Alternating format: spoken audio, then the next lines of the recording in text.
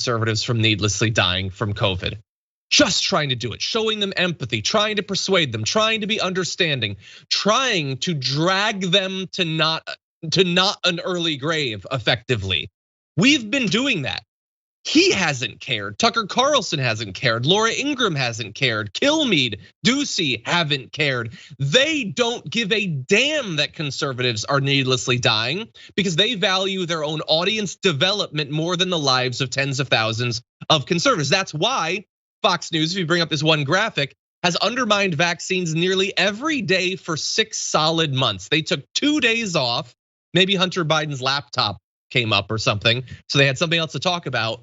But even before that, demonizing social distancing, demonizing masks, doing everything they can to advocate for COVID, we have just been trying to stop them from dying and never once gotten a shred of credit for that. We're told that we're tyrannical because we don't want conservatives to needlessly die in even greater numbers than they already have.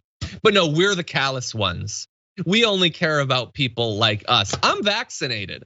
Most of the people I know are vaccinated. There's a massive partisan gap in vaccination rates, and that should bother him. It should bother all of them, but it does not. He's my garbage person, Brett.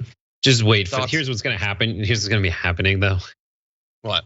This is inoculate people against like the coming argument. As more and more of the people in America are vaccinated, you're gonna see a shift in the percentage of hospitalizations of vaccinated versus unvaccinated people. But this was the time to evaluate whether the vaccine works. And we know at a time when it was holding steady, there's a lot of people, way more people who are unvaccinated got hospitalized for it. And if you see an uptick in the percentage of people who are hospitalized who are vaccinated, it's only because there's more people who are vaccinated. I agree. It's going to be it's so annoying. And that's the theme that super fast. We have no time. Yeah, sorry. That's just happening where like every argument they have, we've thought through and we're right about it. And we've said it, and they latch onto it until they can't avoid being proven wrong for it. But it's like, yes, I understand your argument. I don't want to wish ill on people, but and that's why I want them to get vaccinated. I agree. Period. Well, those are our garbage people, but what did you all think? We polled you, and 31,000 of you went to the community tab of the Damage Report YouTube channel and voted. Coming in at number 5 this week with 9% of the vote is Josh Mandel for claiming Superman's bisexuality will destroy the US. Jesus. Coming in at number 3 and 4, tied at 13% of the vote, is Katie Couric for editing RBG's comments on Colin Kaepernick, as well as Senator Lindsey Graham for spreading misinformation about Brazilian refugees. That was one of my favorite videos the entire week. Number 2 at 18% is right-wing media for continuing to defend Christopher Columbus. Really, that came in at number 2? I never know how you all are gonna vote, because at number 1, 47% of the vote is Chuck Grassley, senator, for accepting Trump's endorsement after condemning him. They don't like the people that go back to suckling on that orange tea. Anyway, thank you everybody who voted. Much appreciated. Comes up every week. We look forward to see what you vote for next week. And Brett, thank you for joining us. Can't wait for Game Busters. Me neither. Busting makes me feel good. Jesus, thank you all. We've got a lot coming up today. Galaxy Brain's coming up later on today on Twitch, correct? And we got the main shows coming up. We got Game Busters. So stay tuned. There's a lot coming up. But until then, stay safe out there. Stay sane out there. And I'll see you soon.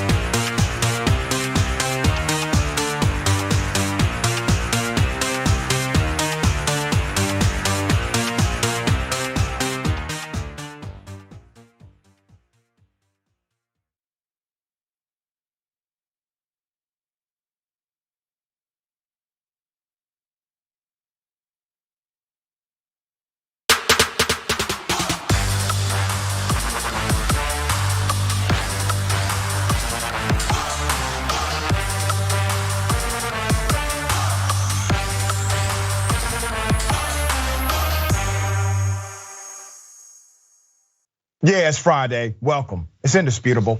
I'm your host, Rashad Ritchie. We have a lot of show today. In the bullpen, we got Shelley Wynter from 95.5 FM WSB. He's a conservative radio personality, happens to be a good friend of mine, and he simply says silly stuff.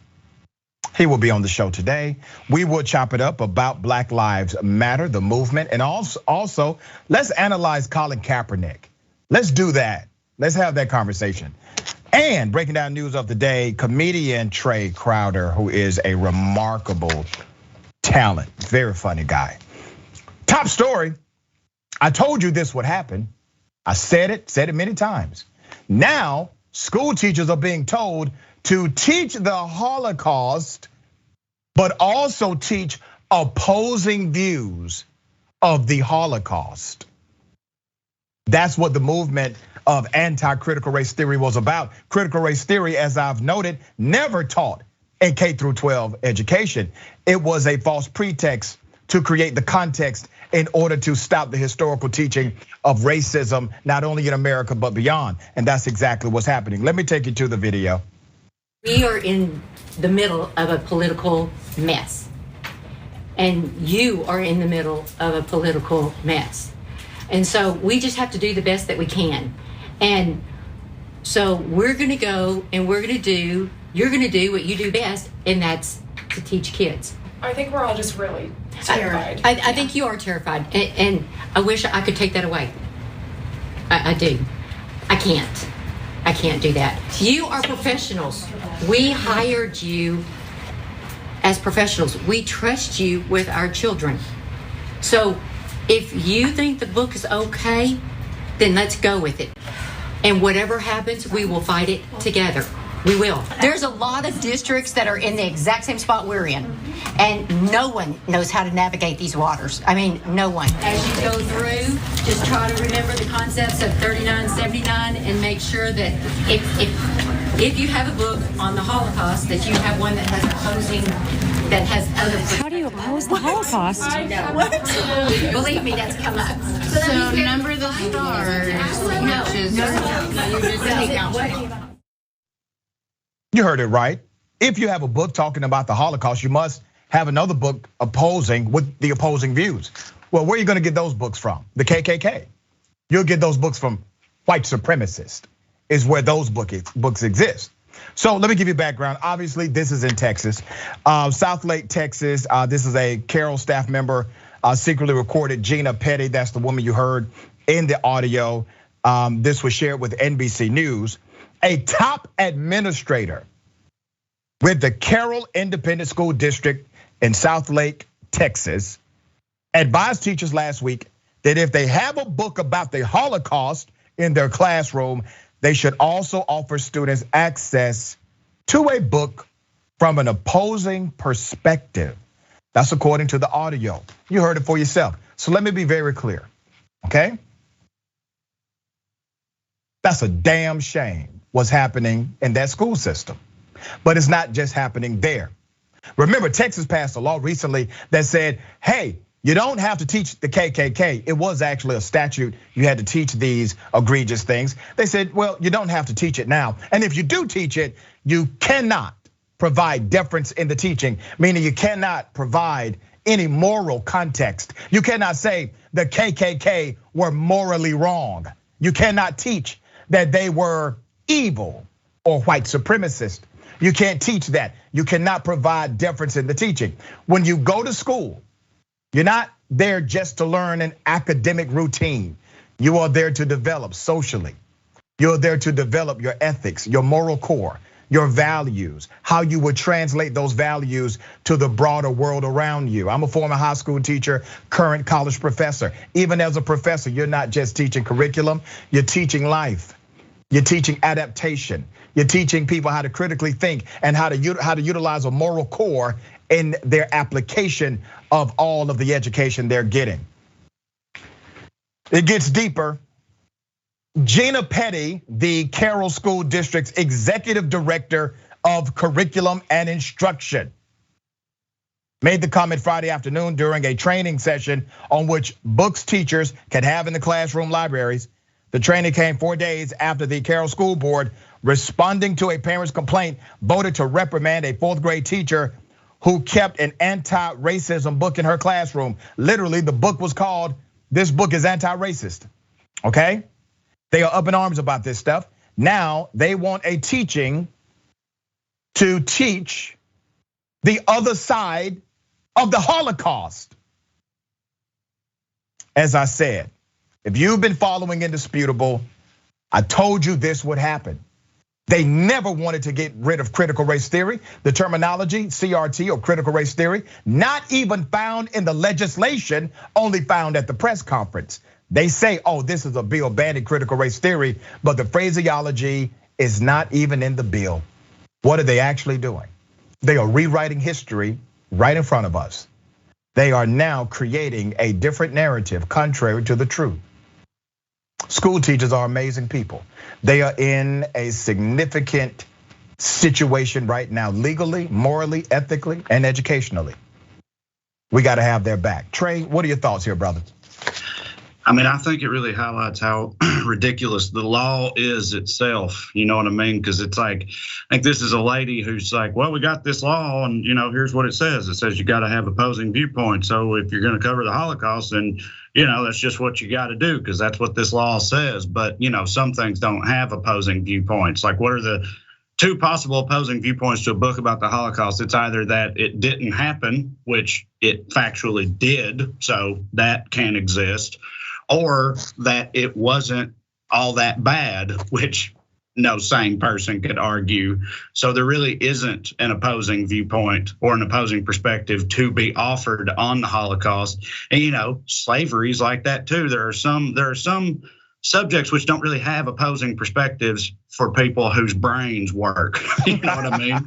So a law like this is almost like inherently, flawed isn't even a strong enough word, inherently broken, when you try to apply what the law says, you're gonna immediately run into things like this. And it's either that's by design on their part or just, they're trying to scratch some political itch without thinking about the actual, implementation of something like this. But it's all a joke. Yeah, well, they didn't have school teachers part of the policy creation process, number one. Right. Number two, you qualified it perfectly. If your brain works, there is no opposing view here. Because you do have opposing views, technically. You have people that are Holocaust deniers. They say it was a hoax. Those are your Alex Jones of the world. Those are the people that say it never happened, right? Okay, let me take you to this story in New York, man. This is a hell of a story.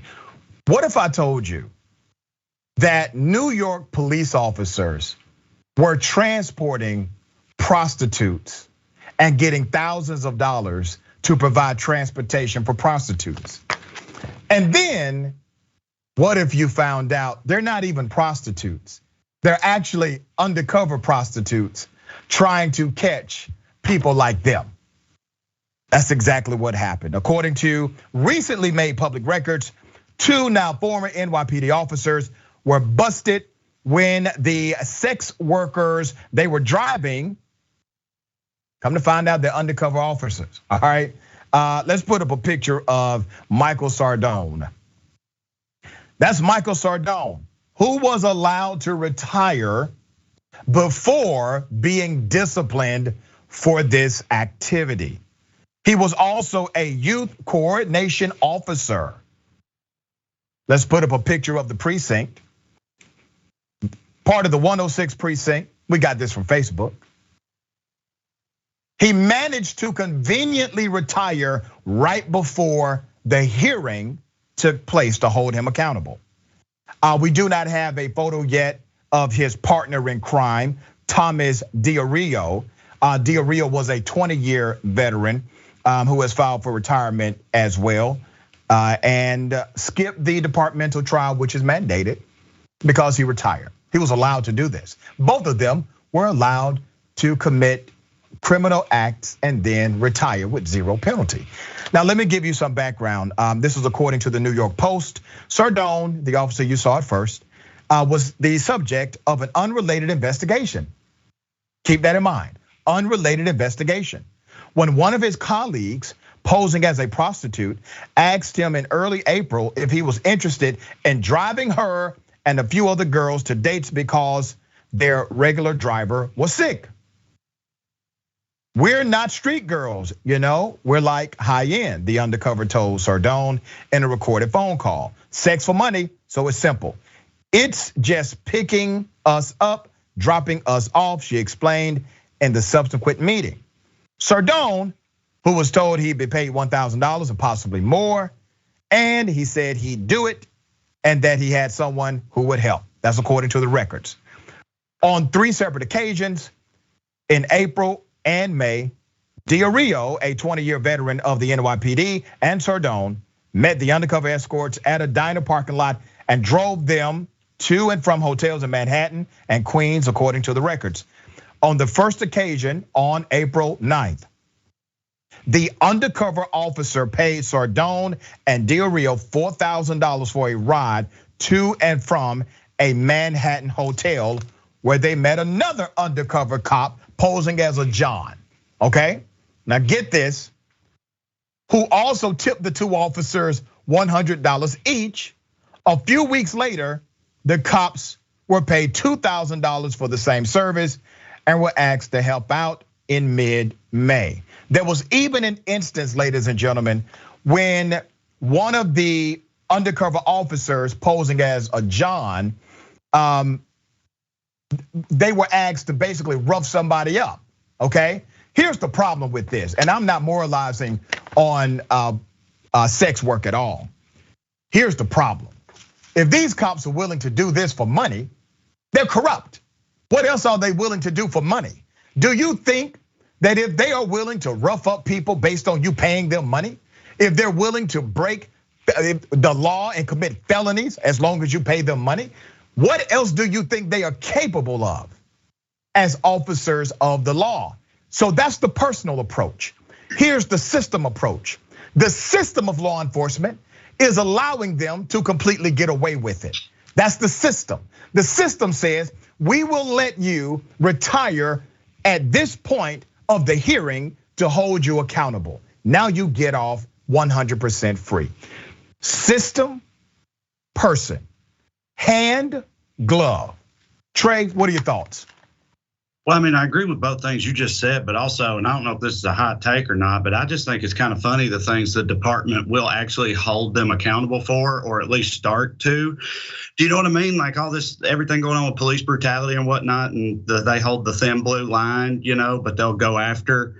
They'll do a whole sting operation to stop cops from like doing security for sex workers. You know what I'm saying? Like it just seems kind of like what happened to them, having each other's backs all the times, even when shooting someone who's unarmed is involved. But when it comes to this, they're willing to take each other down. It just seems like a really weird double standard, not to mention the fact that they then completely get away with it, So it's just like rotten all the way around. Yeah, all the way around.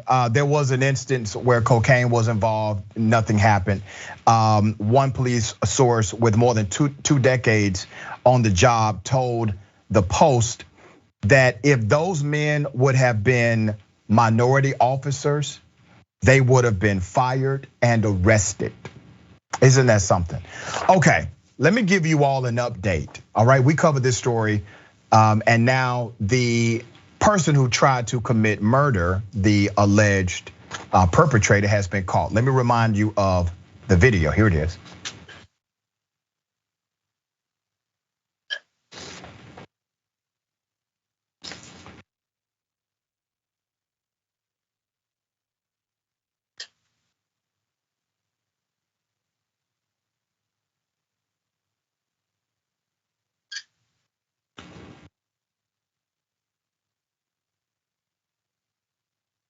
This was a white male shooting a black male 7 times because the black male had the audacity to tell him, slow down.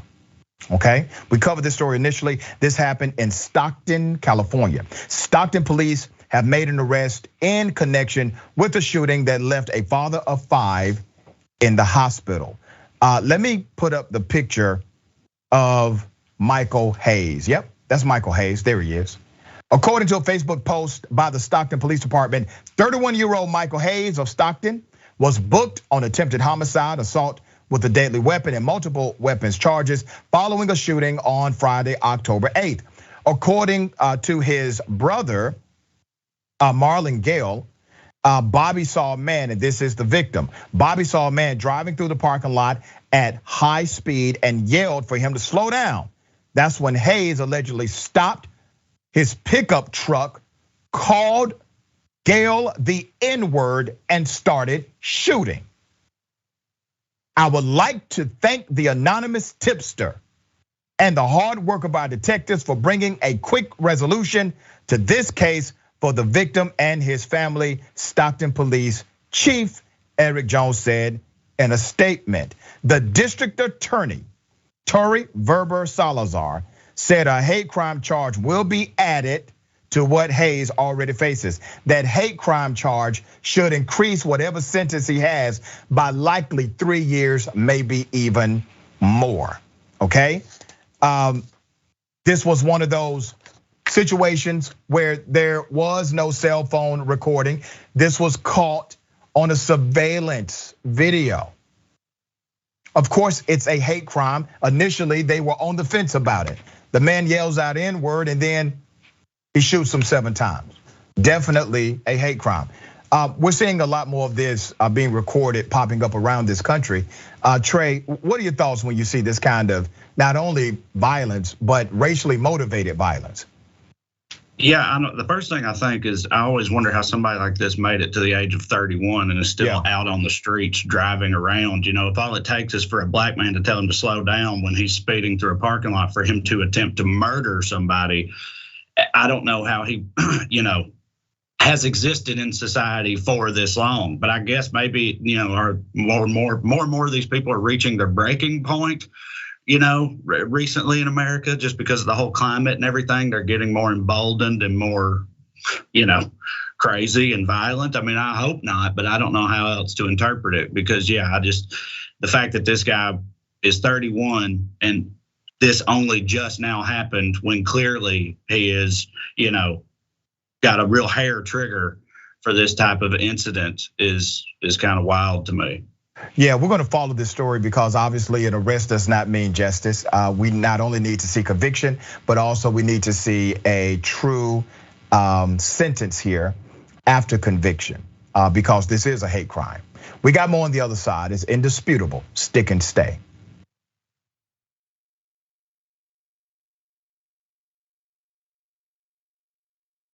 You know what the progressive movement needs?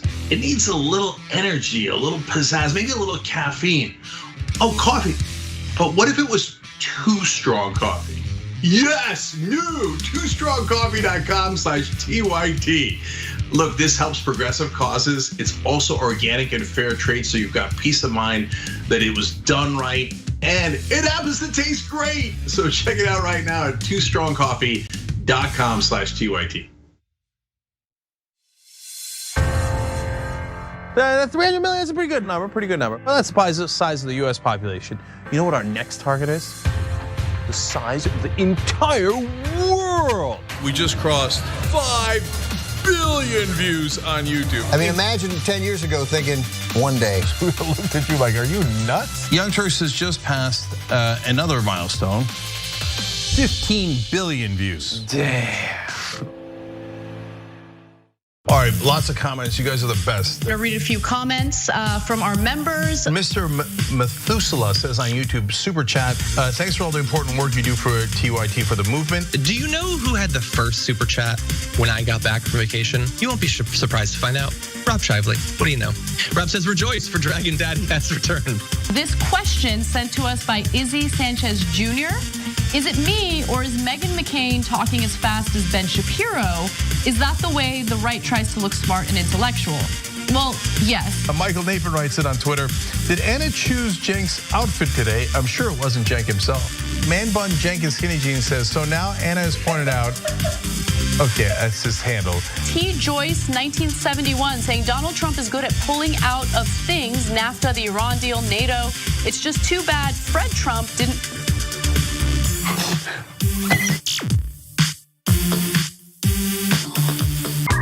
All right, let me do a little quick plug here. It's not even a plug, I'm bragging, okay? I'm bragging, watch me. We have a channel on YouTube, a whole channel devoted just to the Young Turks. It's badass, right? Wow, man. I can see the void. You guys are rock stars. Unbelievable. Senator Sanders, welcome to Rebel Headquarters. Man, you guys are amazing. We gave you what you wanted. Okay. Speaking of shirts. I have a surprise. You reached a lot of people. You are the Young Turks. And we have spread that progressive message wide and far. Let's keep it going.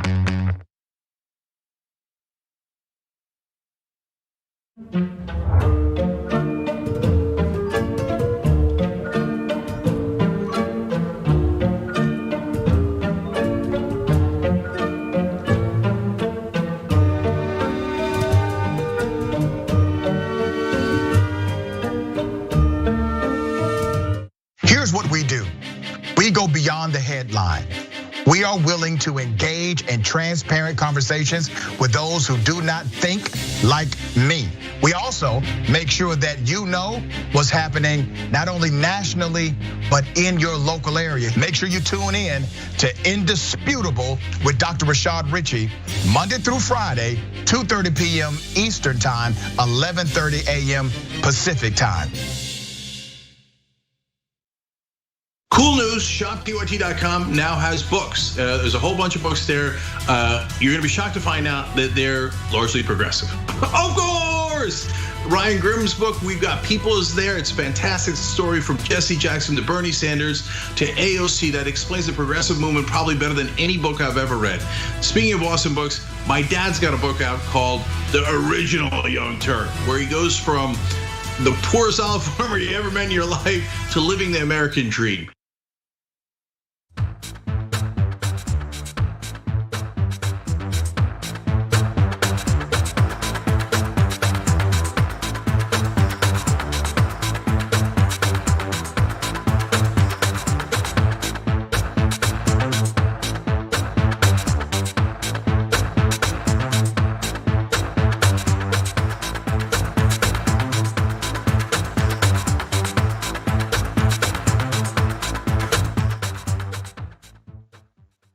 Welcome back. We got a lot of comments. Before I go to the comments, have you checked out Indisputable on podcast? Have you done that? It is remarkable. I want you to go to Acast, all right? Make sure you take this show everywhere you go. And listen, the great people who put the show on the podcast, they have already done the hard work for you. They have separated the bullpen segments so you can binge on all of my debates, and they have put news of the day in a different section, okay? Take it wherever you go, listen to the podcast, Just search Indisputable with Dr. Rashad Richey. Click follow and rate us 5 stars. Somebody gave me a 1 star. This is a problem. Some lame gave me a 1 star. Okay? When I find out who that person is, listen, it's cool. All right, we got more. Don't forget Galaxy Brain with Ben Carollo. That's right after Indisputable. Always good, always great. Ben is a remarkable soul. Let's get to some of these comments. TYT members, Felicia, thank you, Dr. Richey and TYT, for having Trae Crowder on today. Listen, let me just say this in advance. You got a bunch of comments here, so I'm going to have to. I can't read them all, brother. So don't think it's a slight at you. I'm going to read as many as I can. All right, okay. I think this is a good comment. YouTube super chat, Stony Flower Dragon. Everyone involved were cops and no civilians, no real hookers. That's a good point. Yeah, they were locking each other up. Biden flavor corn pop, TYT member, says, what opposing view? Is it an opposing view to say the British were right to treat the Irish the way they did for over 200 years? You know, these guys need correcting. The MF line has been drawn and not in the sand on their asses. Get these races out. Jambo Gino, I'm a big fan of your work, Trae. Great to see you on Indisputable. Good stuff. Bubba Husky, Bubba Husky says Trae is a national treasure, and I agree. There's not a high experience, there's not a high percentage of progressive thinking people come from red ass Tennessee, the parallelogram shaped buckle of the Bible Belt. That is funny. Robert Dickerson, so if you are teaching actual history, then you have to teach fantasy too. Hey, is fantasy an opposing view? Well, damn it, that's what the statute says. That's what Republicans pass. Silly, all right? Serious Venture says, so teachers should now keep a copy of, Mein Kampf on their classroom bookshelf just for references. And some of them are actually doing the opposing view thing way too far to keep their job. We got some of that next week. Love Trae, that's Howlin' Fan Todd. All right, focused apathy. I think Trae and Dr. Richey should have a podcast together. I would be listening to it. You put it in the universe now. This is my favorite Trae comment. Blue Lizard Gut says, I have such a crush on Trae. It's ridiculous. And I am still not over how, after I saw him on TYT the first time, literally the next day I was watching Veronica Mars and he just showed up. The universe confirming that the crush is a good idea. Wow, gonna give me the vapors. You're too sweet. It just sounds like the stars are lining up for that person. And look, you're here on the show today. Blue Lizard Guts. That's right, it's an awesome name. Okay, ladies and gentlemen, I wish a Karen would. You wanna call the police on them for having a barbecue on a Sunday. I feel free, back off! I'm gonna tell them there's an African-American man threatening my life. Hey, what's up? Yeah. What's going on? I want to talk to Raul. Raul? Yeah. Okay. About? Yeah, I spoke to him already. He knows. Don't get nervous. It's nothing to do with you. I'm speaking to him. Hey, you're yelling outside of my house. I want so to know what? I'm on the sidewalk. Come on, what's going on? I am on the sidewalk. Okay, that's fine. What's going on? Don't get involved, okay? That's what I'm telling you. He's busy. He's working right now. It doesn't bother you. It's not your business. It's their business. Okay, he's working right now here. Yes, so? I didn't tell him to come out. Por favor. Por favor, speak Espanol. Speak American. You're American. You're here in the United States. Excuse me, Spanish is spoken in this country a whole lot more than you think, Peggy. No, I don't think so, Gabby. Yeah. I don't think so. You know what? What's up with you? This is not okay. Well, you know what's too bad? It doesn't involve you. You're yelling on my property, Peggy. I'm not on your property, my sweetheart. He's working here. Why? I didn't tell him to come out. I didn't tell him to come out. I didn't call him. I understand that you didn't. Poor Raul. Now, I have more video. This is a classic Karen versus anti-Karen situation. Here's more. Go back in your house and mind your business. Walk away. You don't get to talk to me out in your house. You don't get to speak to me that way, Peggy. Check your tone and walk home. No, I don't need to. I am here on the sidewalk. Enjoy your sidewalk, Peggy. Yeah. You're being really rude for no reason. I'm not being rude. You came out and barged me. Excuse me? It's no, I did not. No, I did not, Peggy. No, I did not. Keep recording. Go ahead. I'm going to keep recording. You need to take care of your daughter. Please. No, she's good. Oh, really? Mm-hmm. Yeah? Yeah, we're good, Peggy. Yeah. Well, your opinion isn't needed, honey. So am I. No, I'm not sure what. I'm sorry if you're going through something, Peggy. I'm really sorry. You should see a therapist, Peggy. And you're sticking your nose in some place where it doesn't belong. He's working here. There's no reason for you to come here and talk to him. I did not. Then why are you talking to him? I don't even know his name. For your information. So go back in your house where you belong. Gracias, Peggy. Que tengas buen día. Que Dios te bendiga, Peggy. Adios, Peggy. Adios. Peggy is an advanced level Karen. Her Karenicity is on level 10. You only have 10 levels of Karenicity. She literally is accosting a worker of her neighbor. The neighbor comes out because she hears loud talking. That would be Miss Peggy. Miss Peggy then proceeds to tell the neighbor, me talking to the person who's working here on your property is none of your business, and you can go back to your house because I didn't tell you to come out, I didn't tell him to come out. And you need to take care of your children, wherever the hell that came from. Okay, Trae, you have seen these Karens. We document Karenicity because Karens can be very dangerous in this world. And you saw in this instance, I think this is our first Karen in skinny jeans. Do we have that? Do we have? Let's play that back. I thought that was quite fascinating, actually. She does have on. Listen, she's pulling it off. All right. Sure. So wait a minute. Here it comes. Those are in fact skinny jeans. I kid you not. Yes. All right, Trae. What are your thoughts, man? Oh man. So Raul's just a name she made up because all immigrant workers are Raul to her, I guess. Also, she kept saying, well, I didn't call him, but he's not at her house, right? Correct. Like he's at the anti-Karen's house, which I like how you frame that.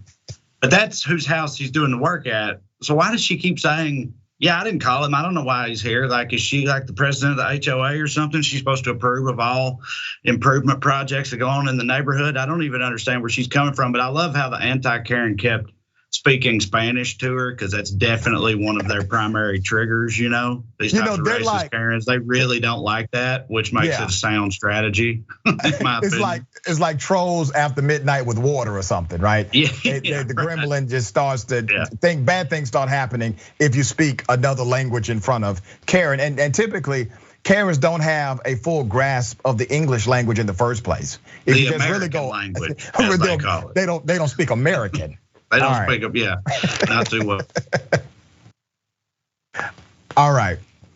Well, I got something for everybody. Double dose. You want to call the police on them for having a barbecue on a Sunday. I feel free. Back off. I'm going to tell them there's an African-American man threatening my life. My parking spot. I own this property. What marketplace? On Facebook Marketplace, we're picking something up from the lady who lives in that care. House. This is not a parking spot. Do you know you're supposed to? It's COVID. Why are you? Why are you filming you? My parking you right now? We're filming You've you been right here now. half an hour. I don't care. I'm getting the police. I'm getting the police. Call them right now. I am. Call them.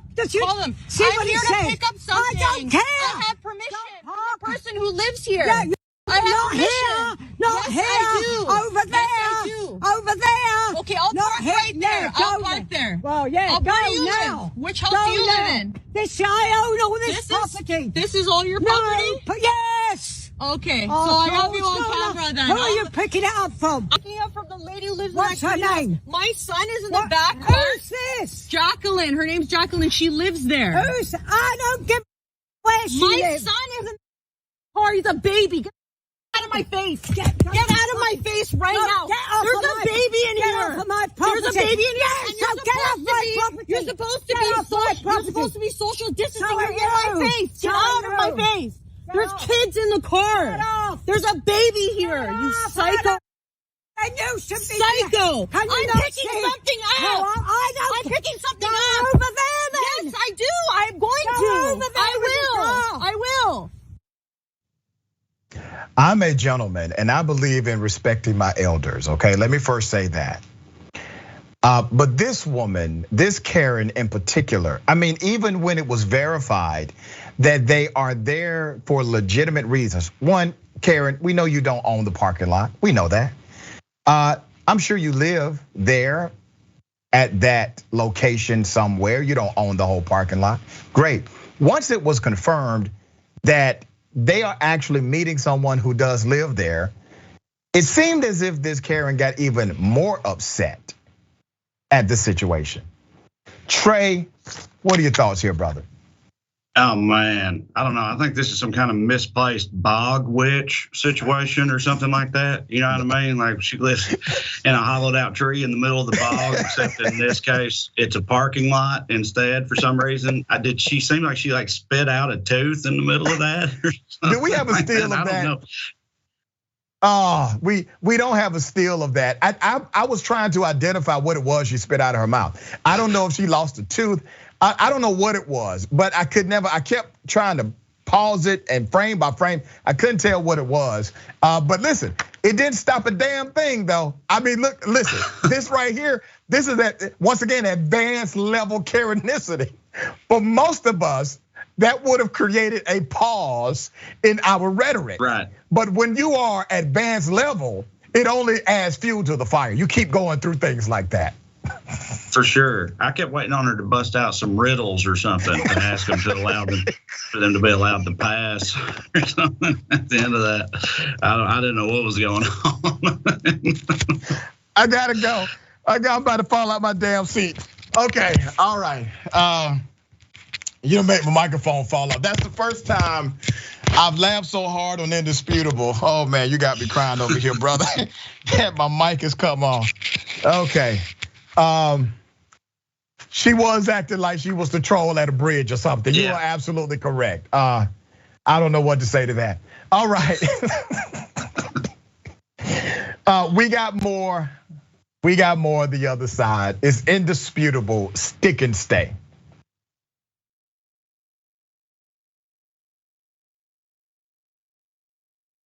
I'll predict right here for you, Chris. I think Donald Trump will leave office before his term is up.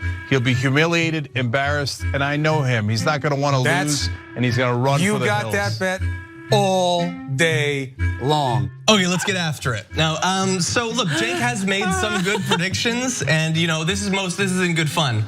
I could not disagree more. There's no bromance between the two of them. You got that bet all day long, Janky, you. Oh, you stop. In the meantime, let's call him out on the damage. But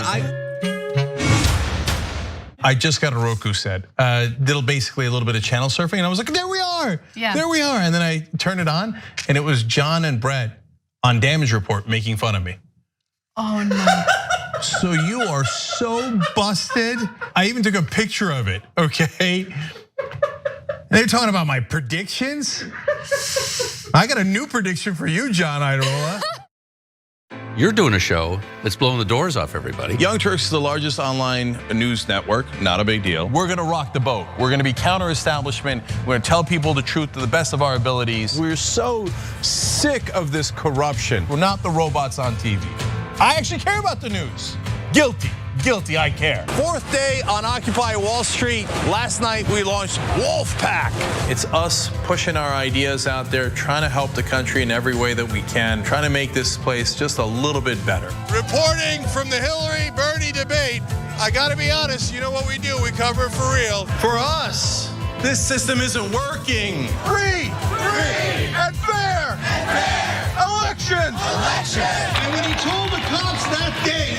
began to drag her away. And he said, if you're gonna chain her, you're gonna chain me. If you're gonna arrest her, you're gonna arrest me. At TYT, our vision is to be the leading global brand in news and talk by serving the audience with authentic commentary and analysis, and to become the digital campfire for the world. And we plan to accomplish that by serving the audience with uniquely authentic commentary and analysis. Put another way, we seek to make TYT into the digital campfire for the world. Today, the traditional mainstream media, along with the government and many of our cherished institutions, have unfortunately been captured by corporate interests. Audiences increasingly sense that they're not getting the whole story or even the truth from once trusted outlets, whether it's broadcast and cable TV news networks or national newspapers and magazines. Instead, the audience is turning to alternative news sources online, the TYT network preeminent among them. Unlike our competitors in the traditional media, we're not beholden to corporate advertisers, to defense contractors, to Wall Street, or to big pharma. And unlike conservative sites online, we're not bankrolled by billionaires looking to push their right-wing propaganda. We only answer to our audience, and for nearly 2 decades, we've delivered by producing honest, timely, and insightful perspectives on the day's news without fear or favor or concern for whose toes we might step on or which powerful elites we might offend.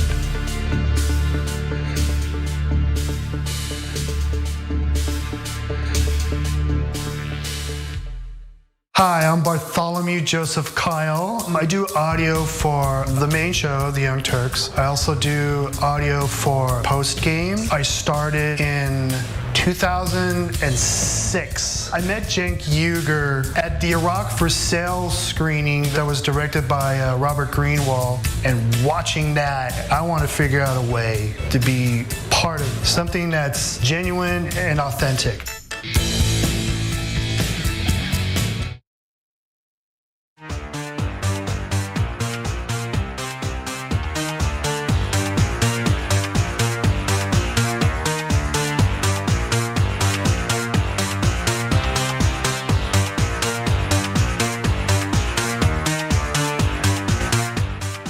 Welcome back to Indisputable. We got a lot of show left. Let me read some of these amazing comments. TYT member Chipper Nightshade.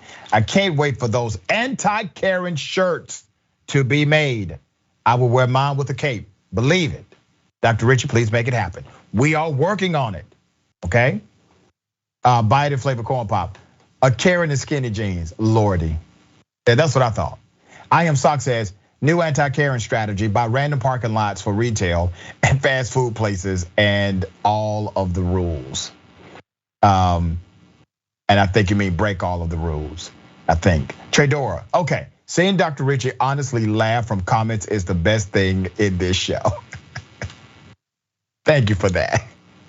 Chaplain Fred, hasta la vista, Karen.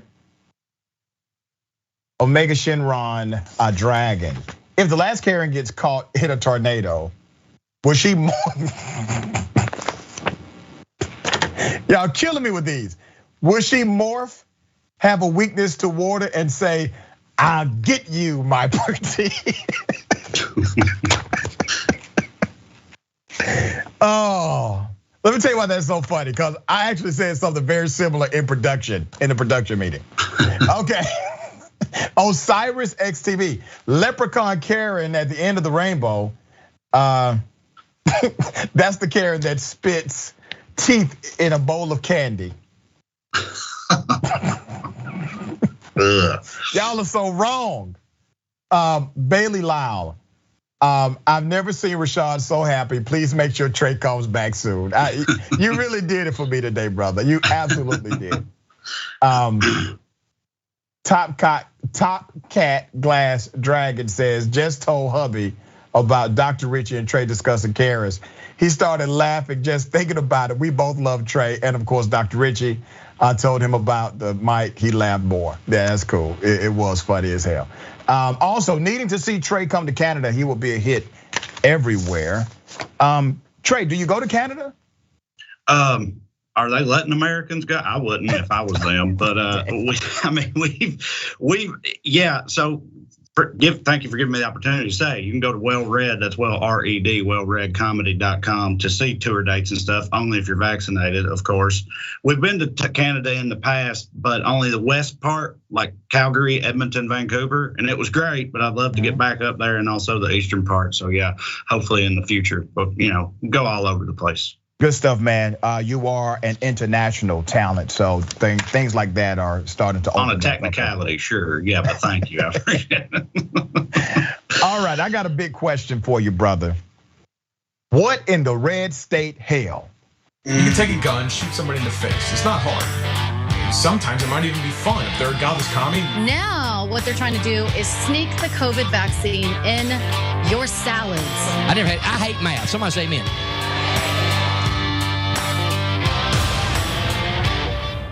This morning, I sent them to fight against that.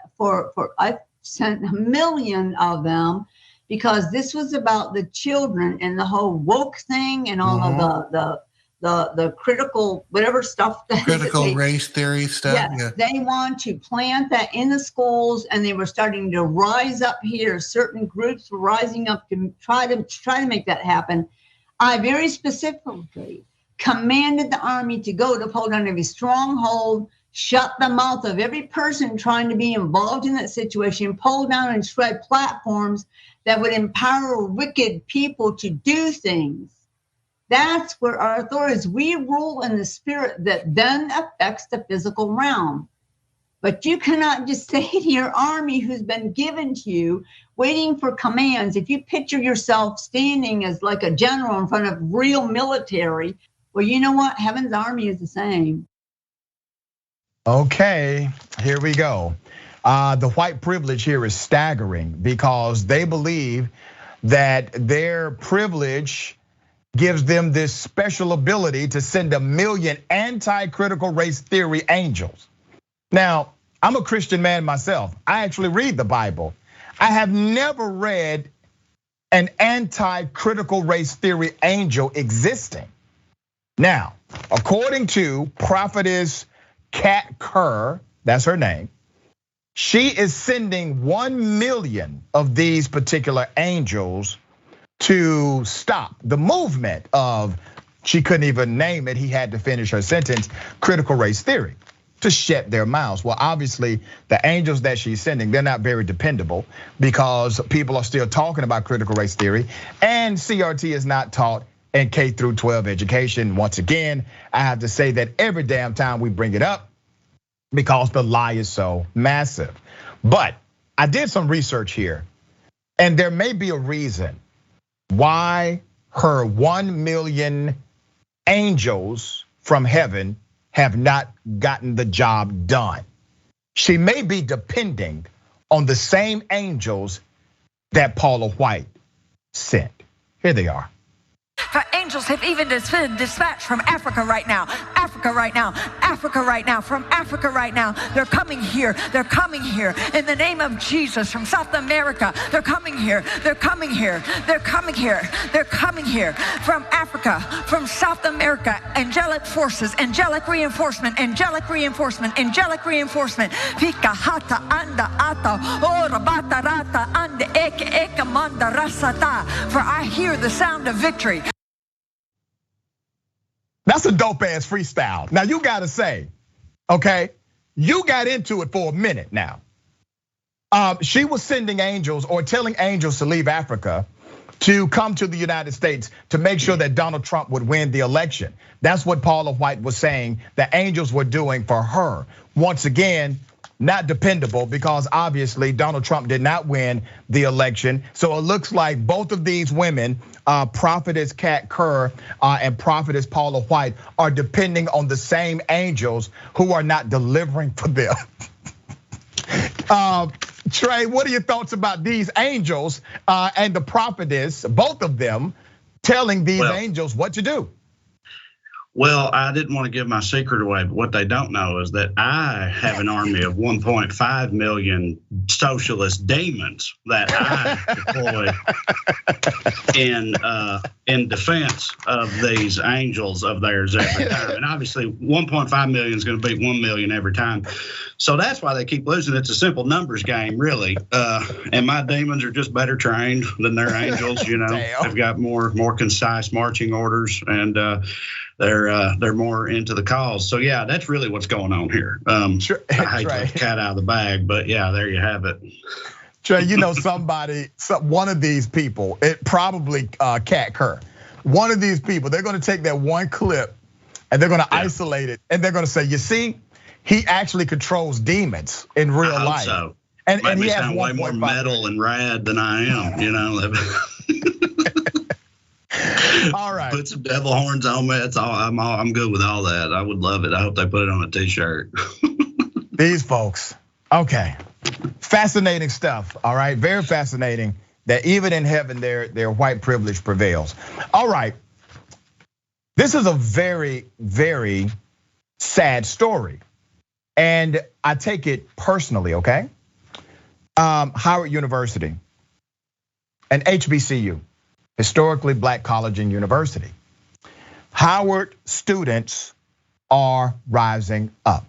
Why? Because of conditions that they say have gone unchecked. So a group of Howard students took over a campus building in an effort to make their voices heard when their voices were not heard anywhere else. The sit-in that they have engaged in was to amplify their demands and get the administration to listen, okay? One of the students tweeted photos of black mold present in bathroom sinks. Here it is. The student says, Howard's admin looked us in our faces and said there was no black mold in their school. These photos are from a bathroom at Howard. Do something, Howard, you, now. The allegations of mold aren't new. A 17-year-old sophomore also documented and shared on Twitter apparent mold that had grown as a result of flooding in a kitchen area. Let me take you to that video.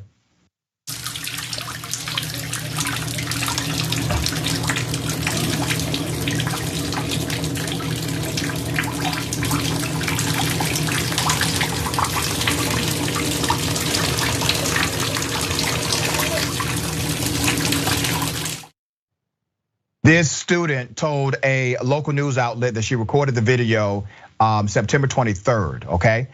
Weeks after first complaining, which garnered a ridiculous response from the administration, nothing happened, okay?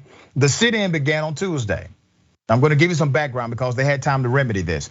The sit-in began on Tuesday and was continuing as of Wednesday morning after students spent the night in the Blackburn Center to get university leadership to heed their complaints about a housing crisis for students, as well as the university's board of trustees, among other issues.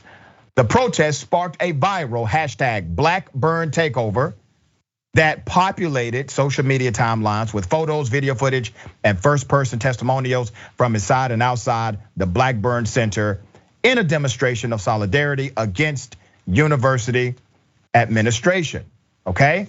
Now, according to the Live Movement, an organization advocating for black college students, the protesters at Howard have 3 demands: an in-person town hall meeting with the president of the institution, Wayne A.I. Frederick, for all affiliate trustee positions and their voting power to be reinstated to Howard's board of trustees, and for the board of trustees to address the housing plan in an effort to protect incoming students. So let me tell you this.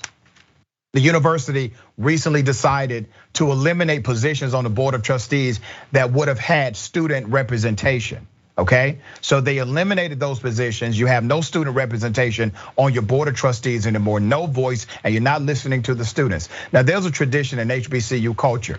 You see, me as someone who also graduated from an HBCU, I have a doctorate from an HBCU. You have Vice President Kamala Harris. She has a whole degree from Howard University, this particular HBCU. There's a tradition in our community that says we're not supposed to talk about HBCUs. Okay, I'm a professor. I'm a proud member of the American Association of University Professors. But I'm not standing with the university on this one. You better take care of those children. You better take care of those young scholars. Now, I'm doing this show, this story, this segment as a warning to the administration. If I have to take it to the next level, I will. But we will not tolerate this on our campuses. This will not happen. Those young scholars that pay that money, that earn those scholarships, and that show up every day for class to have an academic and social education, they deserve better than what you're giving them. Trae, the students are rising up, but they tried to work through the administrative channels first. You stand with them? Yeah, absolutely. I love young people, taking the necessary steps and utilizing whatever power they have and can make for themselves to, make their very reasonable demands known. I feel like a lot of people think college kids are particularly exploitable, when it comes to like cutting corners and stuff like that, and they're easy to not listen to. So them demanding that they be listened to and that their voices be heard is, what this country and our future is all about and will depend upon. So yeah, I think it's awesome. Yeah, and one of the traditions of an HBCU is to teach us that we can actually change the social dynamic around us. We can have a voice and make something happen. And so I'm very proud of these students for standing up. At Howard University, they have remarkable leadership. They have always been on my top 5 list for HBCUs. I need them to get this together. All right, Stacey Dash. Stacey Dash, who for years said things contrary to black people, sold out the black community, was the darling of Fox News because they paid her to take positions antithetical to black culture and black people. That's Stacey Dash. She was on the Dr. Oz show, okay? And here it is. How bad did this addiction get? I was taking 18 to 20 pills a day. 18 to 20 Vicodin a day. Yeah. That's expensive. Yeah. I lost everything. I just celebrated 5 years of sobriety. I'm clean, 5 years. And in this 5 years, my blessing, the greatest blessing is that not only have I been able to be honest with myself and become a better person. So let me say this. I do not besmirch Stacey Dash for being addicted to Vicodin or any other substance. I was a man who was prone to drinking. I have not had a drink now in 6 years. I'm thankful for that. And I work with the recovery community, okay?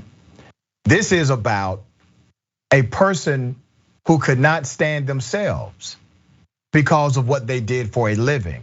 That's really the genesis of this situation with Stacey Dash. And in order to live with herself, she had to numb herself from the emotional trauma she created for herself. It doesn't pay to not be genuine. It does not work out for you well emotionally if you are not authentic. Let this be a lesson for anyone who engages in this type of extreme adversarial behavior to communities that support you, all right? Trae, what are your thoughts? I mean, I'm from rural Tennessee. I know all about pills. My family has been ripped apart by the opioid epidemic. My mom is a recovering addict. So, I know a lot about it, and it's a very serious problem. And as this is evidenced by this, it's a nationwide thing now. It's not just in like coal country and places like that where it started.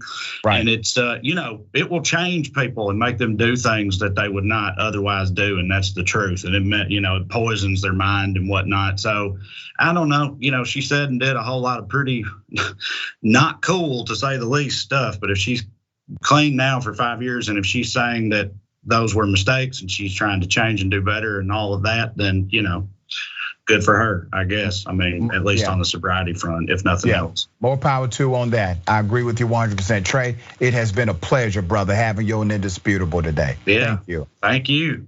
Thanks, absolutely. All right, we got more on the other side. The bullpen is next. Stick and stay.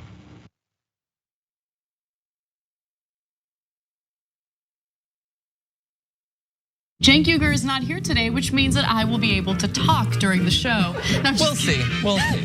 Poor Cenk, under the bus. My God, if Jesus came back, how much would the Republicans hate him? Now you have to give away all of your possessions to the poor. Steve King would be like, oh, easy. Everyone should be lucky enough to have a John Iadarola in their life. You confused everyone.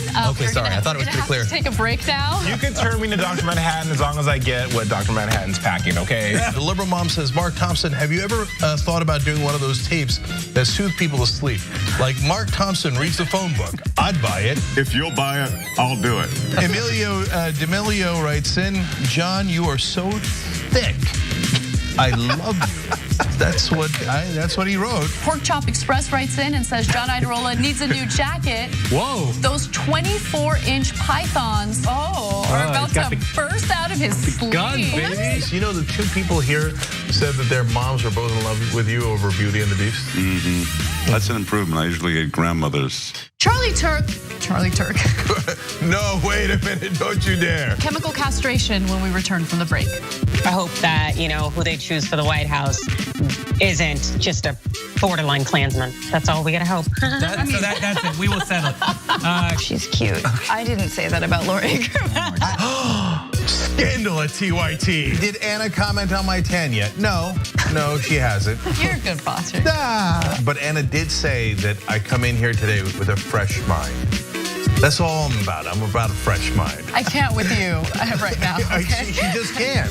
She can't, but nonetheless, we have to for another 3 hours. I'm back, baby. Let's rip in the Republicans. See, don't miss the live show. That's great. Tell people, if you're a member, you get the whole live show whenever you want, because this stuff doesn't go into any of the clips.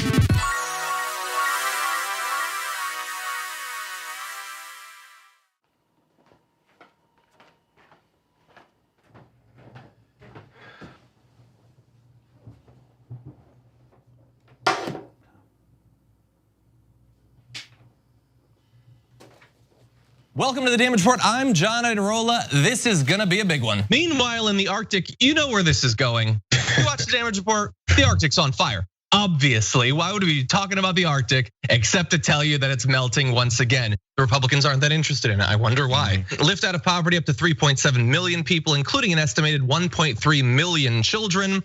Hashtag save the children? Not if it costs money. I mean, come on. What's happening? I'm Dr. Rashad Richey, host of Indisputable with Dr. Rashad Richey. Here's the bottom line. I play no games about policy, period. Too many people's lives are at stake. So here's what I do. I challenge conservative ideology that hinders the growth of this country. I make sure we place our facts in proper context, and I have no problem debating anyone on a position that I have. Progressives have the ideas to change the world, but when you really look at it, progressives have always changed this world for the better. I want you to tune into my new show, Indisputable with Dr. Rashad Richey, right here on the TYT network, 2:30 p.m. Eastern time, 11:30 a.m. Pacific time. I'll see you there. Everything that we've accomplished over the years is because of our members who've allowed us to remain independent of corporate interests and reach 20 million followers. Now is the time to bring as many people into the progressive movement as possible. We're inviting you to be the change and help bring a community-powered progressive change machine to life. Details are at tyt.com/change. If you're a member, thank you. We need you to remain so. If you're one of the thousands of viewers out there who's not a member yet, the time has come for you to join now. We need you more than ever. tyt.com/change.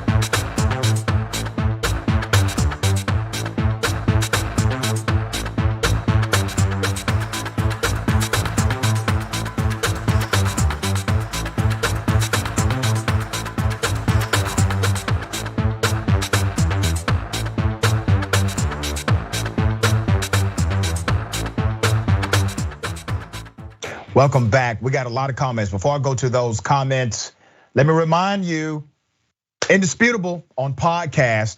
Go to Acast. Go ahead, rate us 5 stars. Follow us. I told you some lame gave me 1 star. We got to make up for that. All right. You can also listen to Indisputable anywhere podcast exists. That's Apple, Spotify, Amazon Music, Google, everywhere. But Acast is my preferred, okay? All right. And also Galaxy Brain with the big homie Ben Carollo is next. Make sure you tune in. That is a Twitch exclusive. TYT, twitch.tv/TYT. Twitch.tv/TYT. Let me go to some of these member comments. Biden Flavor Corn Pop says that level of mold and building disintegration is dangerous, especially during COVID. And that's why I highlighted this. Howard University, they got to get that together, and they must get it together quickly. All right, leadership needs to be provided here.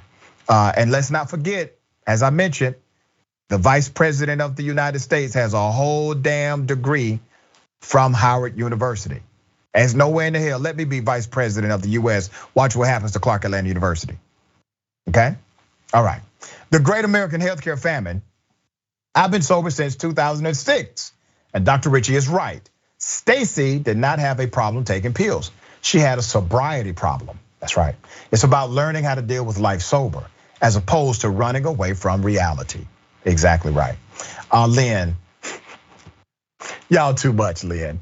Lynn says, I wonder what addiction Candace Owens has. I knew that was coming.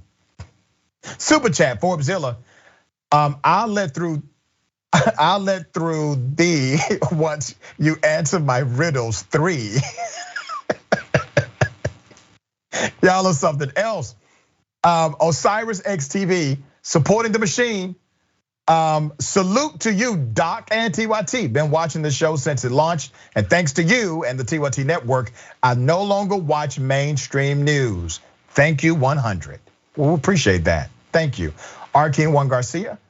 Do unto others as you would have them do unto you. These people aren't Christian.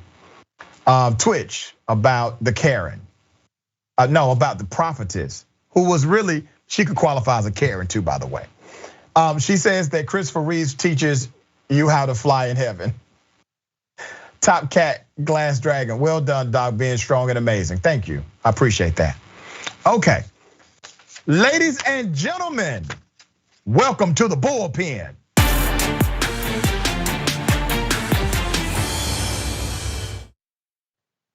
I really don't know why I keep inviting him back. He's a dear friend of mine, my brother from another mother, and yes, a conservative, Shelley Wynter, who decided to join me last time, talked about my suit and my shoulders and other stuff.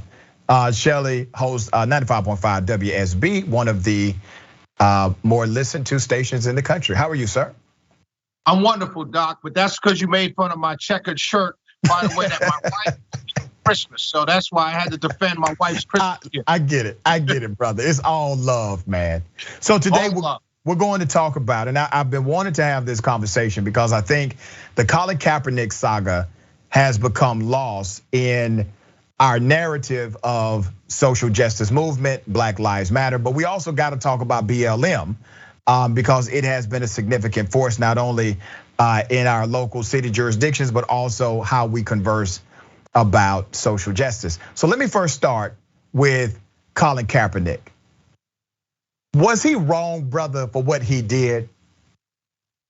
No, I've always maintained, even as a conservative, I've always maintained I didn't necessarily agree with the kneeling. My position on the kneeling from Colin Kaepernick from day one was it was the wrong PR move in order to accomplish what he was trying to accomplish. That's always been my position, brother, in that I always felt that targeting the national anthem was not a way to draw attention to that which you wanted to draw attention to, because you welcomed the the anger coming at you from the very people that you wanted to bring to your side.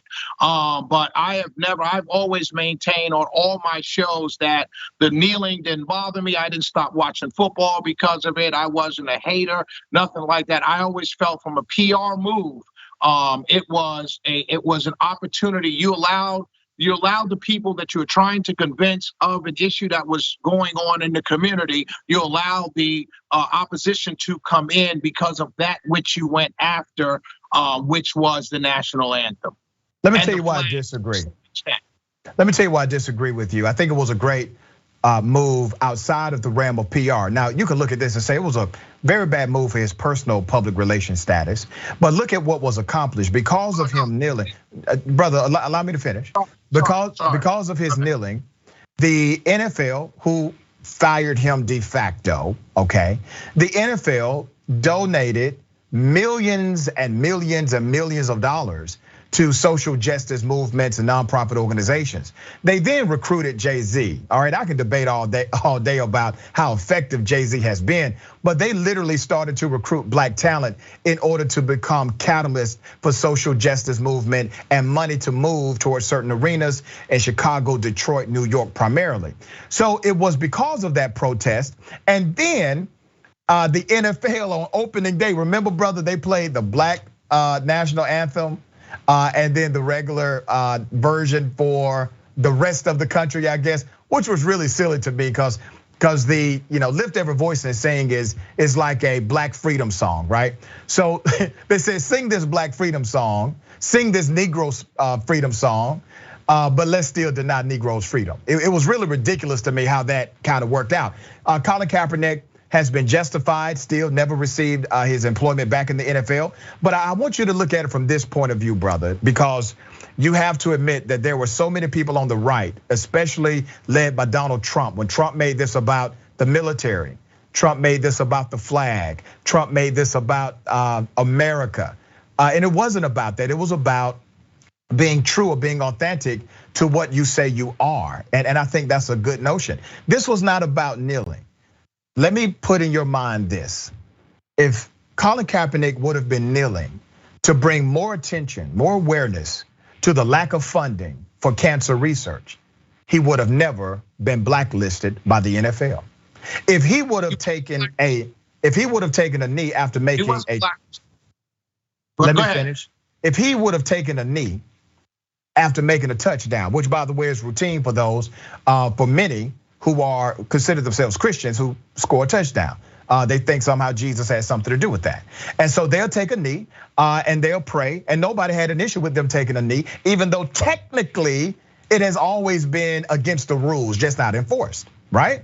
So, brother, you gotta see the irony here that a man who took a knee, the most peaceful protest you can engage in, being vilified primarily by those who are connected to your political side. And what do you say to them on the right who tried to make Colin Kaepernick a villain in the story of the movement? Dude, first of all, sir, we're on a great platform. You have a great show.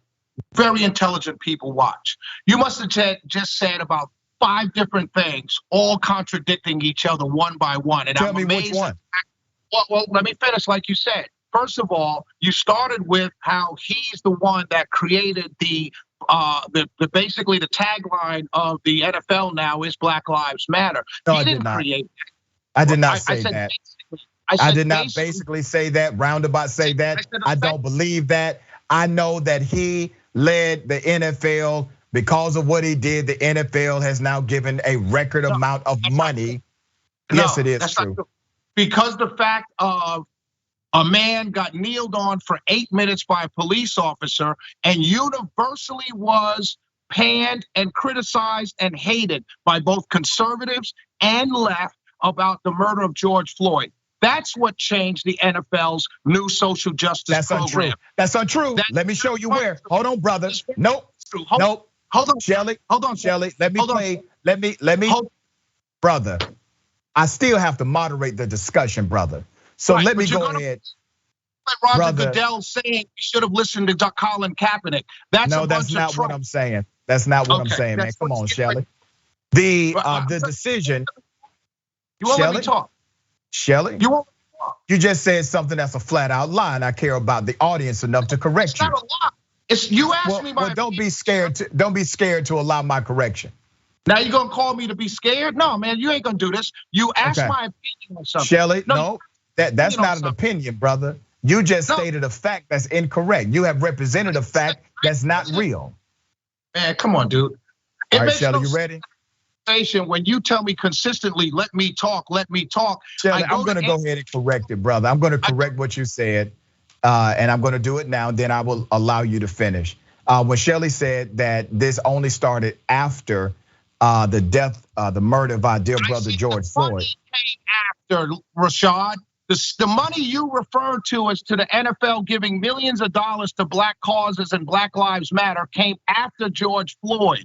We argued for 2.5 years over Colin Kaepernick. The money came after George Floyd. That's the point incorrect. I was trying to make. That is incorrect. You can't say he didn't get his flowers or he didn't. You can't Shelley, say. I'm going to ask you, brother, to allow me at least 30 seconds to respond to what you said, brother. You just talked for 3 minutes. I can't address what you spoke on for 3 minutes.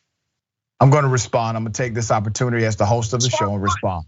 You see, Shelley, if I was on your 95, sir, if I was on your 95.5 FM WSB conservative talk station, brother, and you said you needed to make a rebuttal, I would give you the respect due because I know how to be a guest in another person's home. And that would be your home where I'm a guest, brother. But so you didn't give me time. I'm going to give you ample time. I'm going to give you ample time.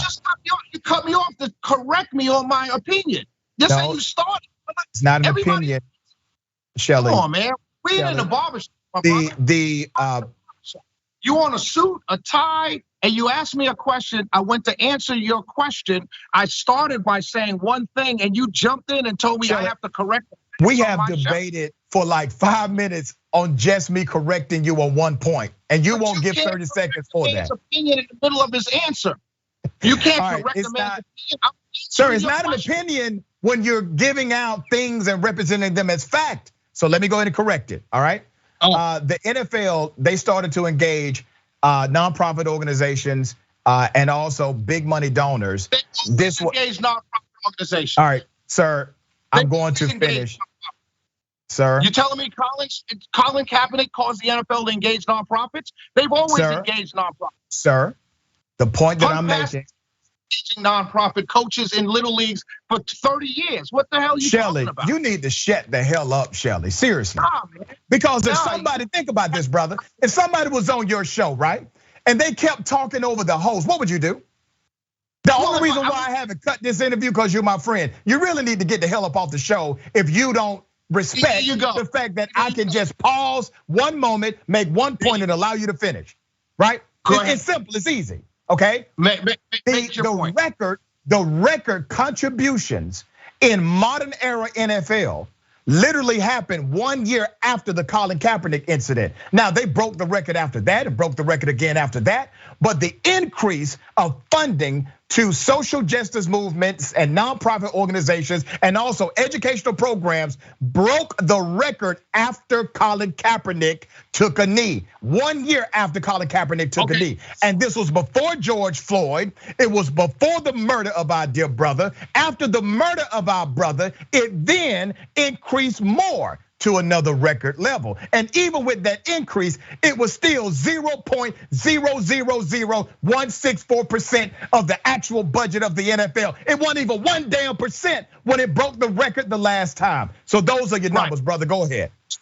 So now what was your point before about your original statement is we got to applaud Colin Kaepernick for being right on the issue of kneeling and how kneeling helped move this bar forward to the point I was making, how the NFL basically has co-branded and has a marketing partner called Black Lives Matter, which you cannot deny based on the argument you just made. So how did he lose in this battle? How did we as black people lose in this battle based on what you just said? Because the percentages are too low. I would make the argument that you just made my argument that the fact is we won. You have the championship trophy. You won the social justice battle with the NFL. You want to call Colin Kaepernick the hero of that battle? Fine. He's gotten his due. He got his deal with Nike. He's gotten his money. So where are we having this discussion at? Where is the argument that we're having right now? Let me answer the questions. Let me finish, my brother. If the argument let is me answer the questions, brother. You done spewed about 4 of them already. Let me first finish my point. I'm not done with my point. You got the questions, point brother? So you cut me off. I thought you wanted answers to the questions. Okay, you just want to create commentary. Okay, go ahead. I know nobody would ever go to your house for Thanksgiving because you're a bad host, because you probably serve cheap beer. How you treat me?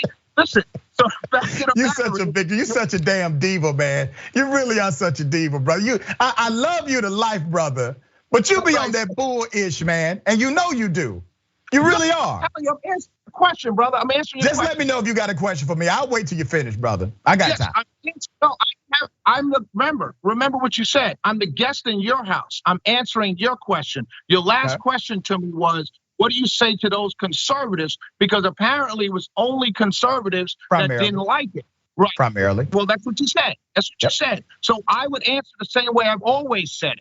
The whole thing I've always maintained was that you could hate them, you could turn off football, you could do whatever you want. You have that right, because those same people are now the ones saying don't cancel people. So as you go out here and tell me what should conservatives do, they're doing it. Some of them tuned out football and never came back. Many of them, because the NFL have record ratings right now, are watching.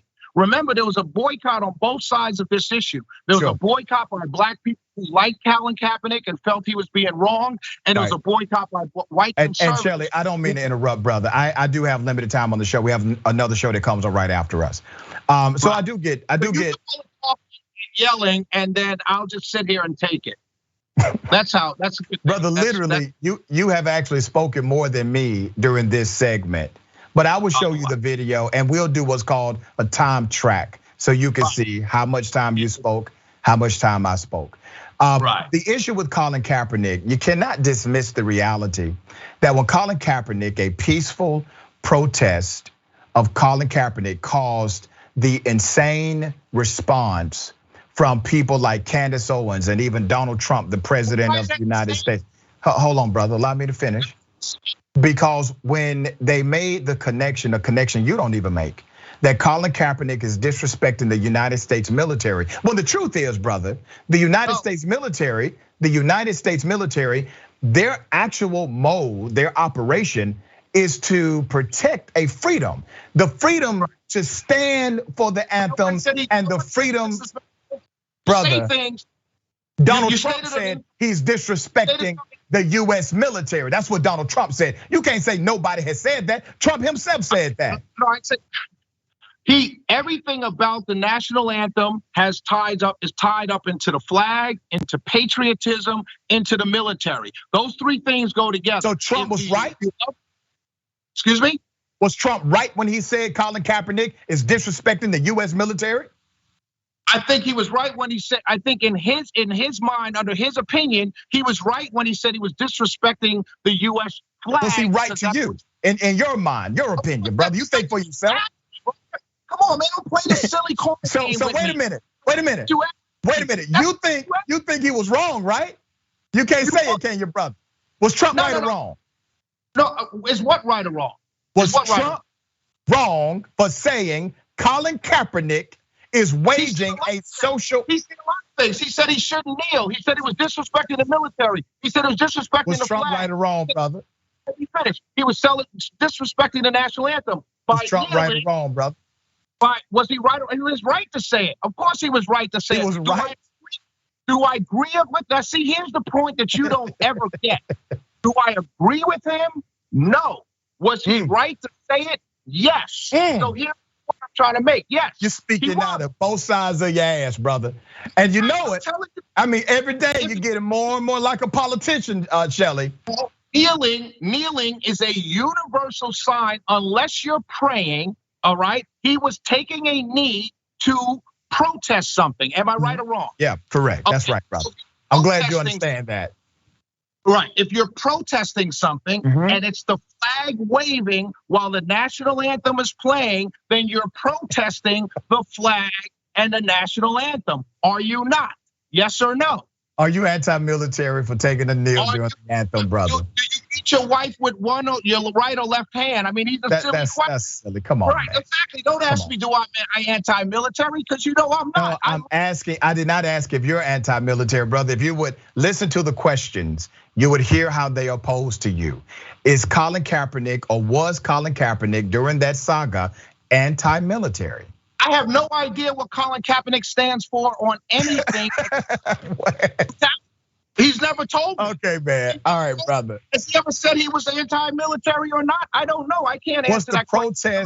Was the protest anti-military? I mean, damn. Come on, Shelley. Can I answer the question? Yeah. I will tell you, I'm almost positive that Colin Kaepernick probably feels the same way about the military that most Americans do. He loves the military.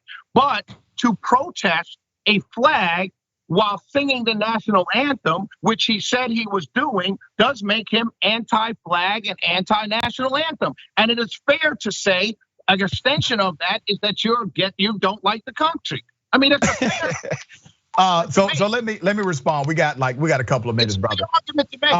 One of the things that I think got lost in this conversation and narrative, especially when it hit this national context, is the fact that Colin Kaepernick took a knee to bring attention to a particular thing. And what he wanted to bring attention to was the insane violence against black and brown bodies as it relates to policing in the United States of America. That is what he wanted to bring attention to. This was before George Floyd. This was before Breonna Taylor. This was before all of those instances. He said, we as a nation must pay attention to this because it's happening right under our nose and it is injustice in fact. That's what he took the knee for. But let me show you how slick the NFL is.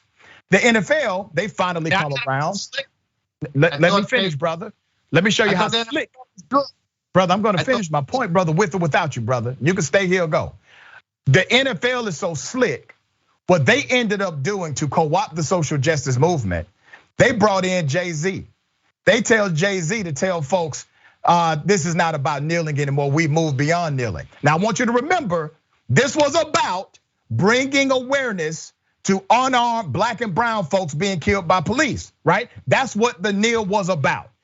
They come in, the NFL comes in, they co-opt Jay-Z, they co-opt this person, co-opt that person.